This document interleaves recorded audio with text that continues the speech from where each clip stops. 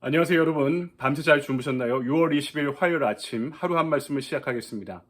이번 주에 비가 많이 온다고 하네요. 비가 많이 오는데 오고 가는 길 조심하시고요. 밖에는 비가 오지만 우리의 심령 가운데 성령의 단비가 내리는 한 주 되길 바랍니다. 오늘 우리에게 주신 말씀은 마가복음 12장입니다. 28절로부터 34절까지의 말씀 제가 봉독해 올리도록 하겠습니다. 서기관 중 한 사람이 그들이 변론한 것을 듣고 예수께서 잘 대답하신 줄 알고 나와 묻되 모든 계명 중에 첫째가 무엇이나이까? 예수께서 대답하시되 첫째는 이것이니 이스라엘아 들으라. 주 곧 우리 하나님은 유일한 주시라. 내 마음을 다하고 목숨을 다하고 뜻을 다하고 힘을 다하여 주 너의 하나님을 사랑하라 하신 것이요. 둘째는 이것이니 내 이웃을 내 자신과 같이 사랑하라 하신 것이라. 이보다 더 큰 계명이 없느니라. 서기관이 이르되 선생님이여 옳소이다. 하나님은 한 분이시여 그 외에 다른 이가 없다 하신 말씀이 참이니이다. 또 마음을 다하고 지혜를 다하고 힘을 다하여 하나님을 사랑하는 것과 또 이웃을 자기 자신과 같이 사랑하는 것이 전체로 드리는 모든 번제물과 기타 제물보다 나으니이다. 예수께서 그가 지혜 있게 대답함을 보시고 이르시되 내가 하나님의 나라에서 멀지 않도다 하시니 그 후에 감히 묻는 자가 없더라. 아멘. 주님의 말씀입니다. 주님께 감사드립니다. 오늘 우리에게 주신 말씀 가지고 이 아침에는 무엇이 중요한디? 라는 제목으로 하나님의 말씀을 증거하도록 하겠습니다. 몇 년 전에 흥행했던 한국 영화 곡성의 명대사죠. 딸이 아버지에게 묻습니다. 무엇이 중요한디? 도대체 무엇이 중요한디? 무엇이 중요한지 알기나 하여? 하고 묻죠. 무엇이 중요한가? 우리 인생에 이거보다 중요한 질문이 어디 있겠습니까? 저는 아침마다 일어나서 전에 새벽 기도를 갈 때, 지금은 하루 한 말씀을 하는데 운전대를 잡을 때마다 항상 이렇게 소리치며 하루를 시작했습니다. 너 하나님의 사람아, 오늘 하루를 살아가며 무엇이 영원하고 무엇이 영원하지 않은지를, 무엇이 중요하고 무엇이 중요하지 않은지를 분별하며 당당하게 걸어가라. 이게 저의 외침이었고 도전이었고 기도 제목이었습니다. 여러분은 어떻게 생각하십니까? 무엇이 중요합니까? 무엇이 중요한디? 여러분, 성경에서도 무엇이 중요할까? 초대교회는요, 성경에 있는 말씀 중에 예수님의 복음 중에 가장 중요한 몇 가지를 추렸습니다. 두 가지가 있다고 봤는데요. 그 중에 하나를 대계명이라고 불렀고요. 또 다른 하나를 대위임 또는 대사명이라고 이렇게 불렀습니다. 그것이 신약 성경에 등장하는 가장 핵심적인 메시지다라고 본 거죠. 오늘 마가복음 12장에 등장하는 것은 대계명입니다. 하나님을 사랑하고 이웃을 사랑하는 것. 이것이 하나님이 우리에게 주신 가장 큰 계명이다. 마태복음 28장에 대위임 또는 대사명이라고 번역할 수 있는데 너는 가서 모든 민족을 제자 삼으라는 명령이죠. 그러니까 하나님을 사랑하고 이웃을 사랑하는 것을 가장 큰 계명이다. 대계명이다 일컬은 것이고요. 너가 먼저 제자가 되고 다른 이를 제자 삼으라는 것을 대위임, 대사명이라고 부르는 것이죠. 그 중에 오늘 우리가 읽은 말씀은 대계명에 대한 말씀입니다. 먼저 이 오늘 본문의 말씀 가운데 우리가 살펴볼 것은요. 첫 번째, 스승은요. 내가 찾아야지 내 스승이 됩니다. 내가 찾지 않으면 스승이 저절로 다가오지 않는다는 거죠. 제가 선생님을 대학원 가서야 만났습니다. 학생회장을 제가 다니던 감리교 신학대학에서 하느냐고 항상 교수님들과 긴장 관계에 있습니다. 이렇게 관계가 좋지 않았죠. 근데 그 당시에 미국에서 오랫동안 생활하시고 활동하시다가 50이 넘어서 저희 모교 감리교 신학대학에 교수로 오신 분이 저희 지도 교수님이 이경재 교수님입니다. 예전에 90년대 초에 감리교의 아주 유명한 변선한 학장이 이 감리교에 2대 천재가 있다라고 불렀는데 그 중에 한 분이 일제시대 때 천재신학자였던 정경옥 박사였고요. 또 다른 일을 본인의 제자였던 이경재 박사다, 이경재 교수다 이렇게 칭했다고 들었습니다. 보통 학교에서 만난 선생님들은 권위를 앞세우는 분들이 많았습니다. 권위의 시대를 살았죠. 권위를 따르라고 강권하시는 분들이었습니다. 근데 제가 만난 교수님은 다른 선생님들에 비해 너무나 자유로운 영혼을 지니신 분이었습니다. 누구는 미국물이 꽉 차 있는 뉴요크다 이렇게 폄하하기도 했지만 저에게는 스승이 지닌 학문의 깊이와 넓이, 그리고 자유로운 영혼, 그분의 학문을 향한, 교회를 향한 열정에 매료되기도 했었습니다. 후에 교수님의 조교로 활동도 했고요. 그리고 제가 감리교신학대학에 만든 선배들과 함께 문화신학회라는 학교를 만들었는데 거의 지도교수로 저희가 부탁을 드렸습니다.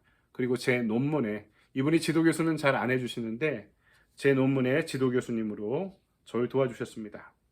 또 목회 나가면 제 삶도 알뜰히 챙겨주셨던 기억이 납니다.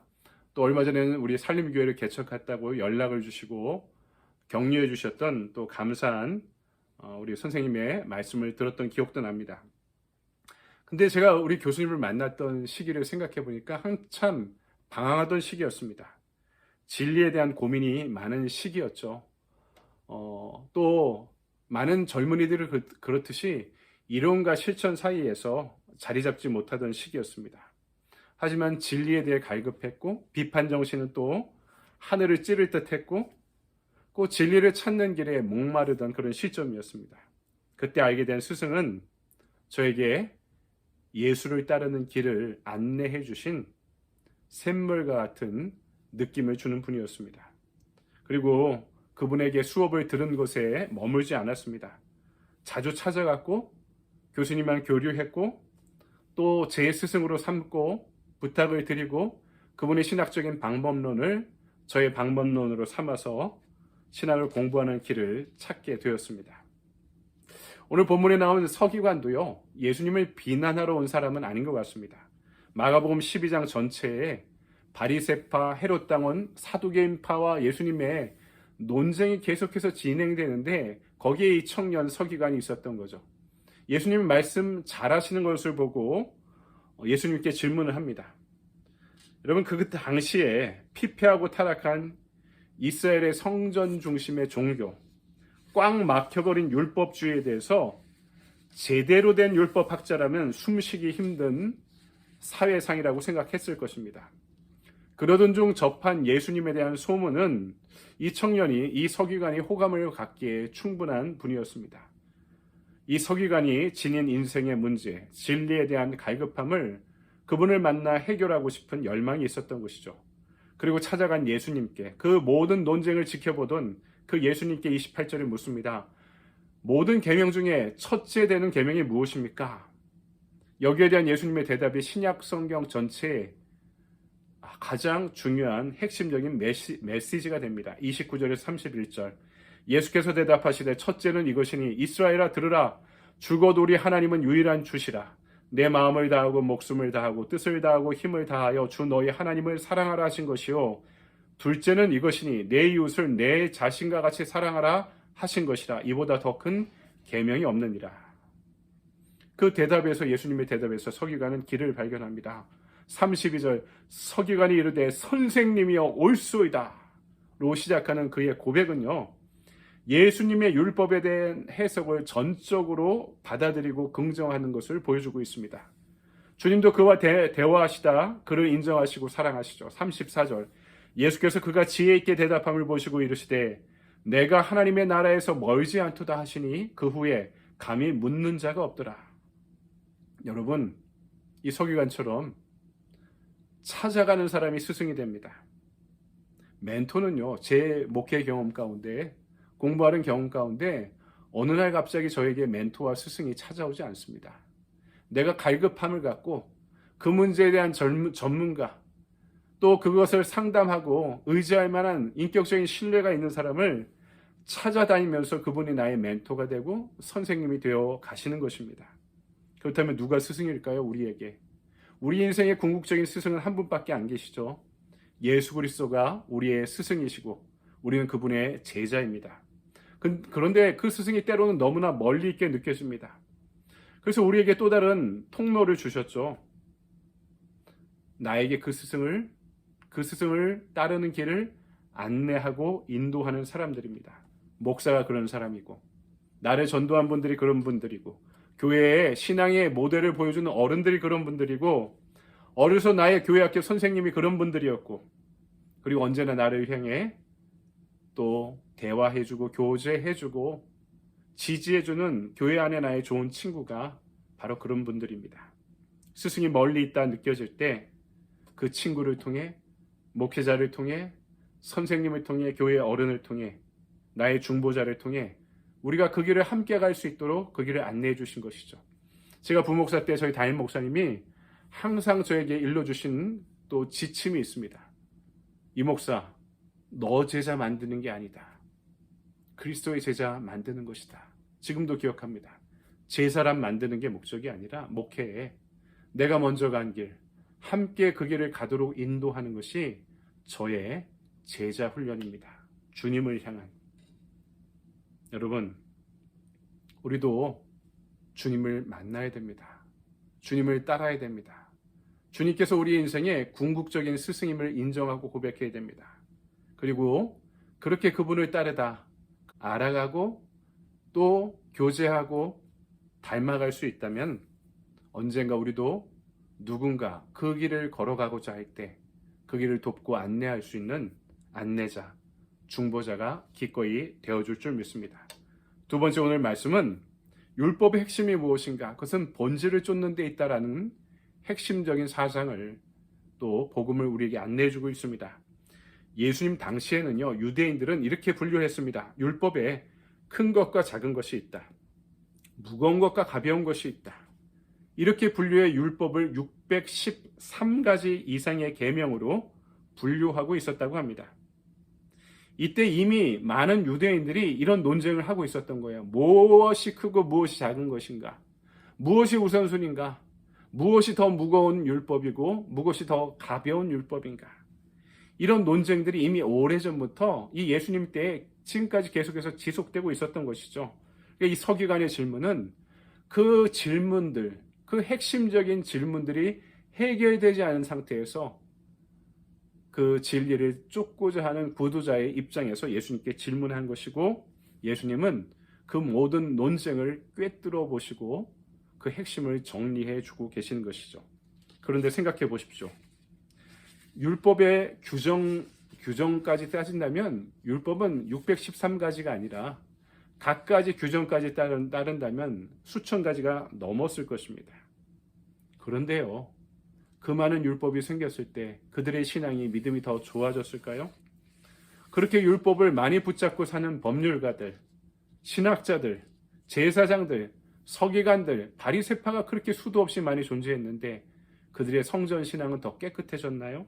아닙니다.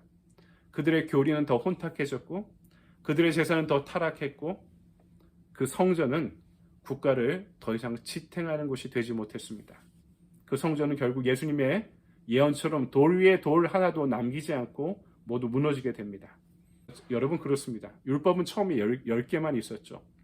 시내산에 받은 율법이 10계명뿐 아니었습니까? 10계명이면 충분했습니다. 그런데 복잡해지는 사회를 반영하기 위해서 복잡한 해석으로 분류되면서 613개 이상으로 늘어났던 거죠. 법이 복잡해지면 법을 제정하는 사람, 법을 다루는 사람, 법을 집행하는 사람들에게 권한이 모여있게 되기 마련이고요. 법을 모르는 사람들은 약자가 되기 마련입니다. 그 많은 율법 규정 가운데 율법을 다루는 사람 이외의 사람들은 율법을 알지 못하는 것이 되어버렸습니다. 너무나 복잡한 신학이 되어버려서. 그리고 결국 율법의 규정은 그들을 얽매이게 만드는 족쇄 또는 감옥과 같은 존재가 되어버리고 만 것이죠. 예수님의 말씀은 그러니까 율법의 핵심에 대한 질문 가운데 본질로 돌아가자는 말씀이었습니다. 결국에는 본질을 따라야 그 본질을 보호하는 제도도 의미가 있게 된다는 것이죠. 그 본질이 무엇입니까? 너무나 분명하죠. 하나님을 사랑하는 것입니다. 그리고 하나님께서 그렇게 사랑하신 인류를, 이웃을 사랑하는 것뿐입니다. 이것이 율법의 첫째와 둘째요, 선지자의 큰 강령인 것입니다. 오늘 이 시대에 수많은 교회와 수많은 신학교가 전 세계적으로 존재하고 있습니다. 하지만 우리의 신앙은 이 세속화 시대에 갈수록 무기력해지고 있습니다. 여러분, 복잡할수록 단순하게 본질로 그 근원으로, 핵심으로 돌아가야 됩니다. 하나님을 사랑하고 이웃을 사랑합시다. 이것이 성경과 우리 교회의 역사와 우리 신앙의 본질이 존재하는 이유입니다. 아멘. 적용의 질문을 볼까요? 신앙의 핵심이 하나님 사랑과 이웃 사랑이라는 사실을 인정합니까? 오늘 내가 그 신앙의 핵심을 따르기 위해 결단할 수 있는 구체적인 내용이 무엇입니까? 로마서 10장을 보면은 바울이 그리스도는 율법의 마침이요라고 이야기합니다. 율법의 텔로스. 로마서를 나중에 강의하면서 이것이 율법과 복음의 관계가 얼마나 중요한 구절인지를 제가 여러분에게 해설해 드릴 때가 와야 할 것 같습니다. 그래야지 좀 이해가 될 것 같고요. 저는 하나님 사랑과 이웃 사랑이 모든 교회 위에 있는 복음이라고 믿습니다. 성경이 그렇게 말씀하고 있으니까. 오늘 내가 그것을 구체적으로 따를 수 있는 결단의 내용이 무엇일까? 저는 이렇게 정했습니다. 우리 안에 약한 이들 신방하기. 하나님을 사랑하기 위해서 눈에 보이는 나에게 보내준 성도들, 나의 지체들을 오늘 돌보고 사랑하는 하루가 되길 바랍니다. 여러분도 이 말씀 적용하고 따를 수 있는 축복의 하루 되시길 바랍니다. 감사합니다.